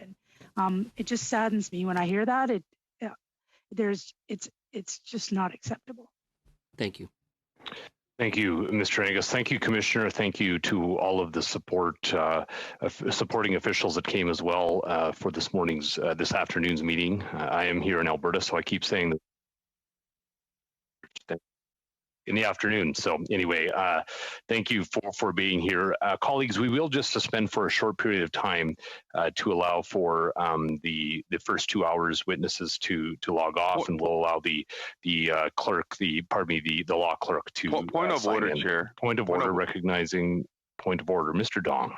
Thank you, Chair. It's actually a point of a clarification. I receive a lot of correspondence from organizations across the country who are concerned that we this when I first put notice forward originally to start this study. I didn't expect the amount of information and evidence that we're getting, and that I know that my colleague, a Liberal colleague, has proposed to hear from the sex workers or sex work advocacy group like Stella, and they've openly said that they want to be here, but they were denied the opportunity. Can you give us an update on how many the remainder of the witnesses and exactly why that we were opposing for Stella to come forward to testify? Thank you, Mr. Dong. The committee has not yet determined future witnesses, and so the committee will certainly look at the witnesses at a point in which we, as a committee, will make those determinations. That will be something that I will be asking committee members to make some decisions on in terms of how long the opportunity will remain open for witnesses or individuals who believe that they can have something to contribute to this study. We as a committee, I guess, need to give some clarification to people that are watching our study progress. And so at some point when we have a future business opportunity, I think we'll consider all of those witnesses. I would remind every person who believes that they have something to contribute to this hearing that while committee members may not agree to hear from every witness that believes that they have something to contribute, that this committee has made a determination that we will accept all correspondence from people who believe that they have something to contribute to this hearing, and it will be considered to be testimony. So that was a decision of committee members some time ago, and so while not every person who believes that they have something to contribute will be heard in the way that this committee meeting was held today, the committee has made a decision that we will accept all testimony via written form that will be the same way that if those witnesses would testify in person, and so the same provisions of confidentiality if that is requested, or in terms of parliamentary privilege, those things will be included. And so that was a decision of committee members some time ago, and so we will I'm certain have an opportunity to hear from additional witnesses. I'm not sure that anybody I've not heard down, Mr. Dong. So if committee members make that determination at some future time, then that will be conveyed. But as of yet, I haven't heard of any witness that has had their brief or their requested rejected. Thanks so much.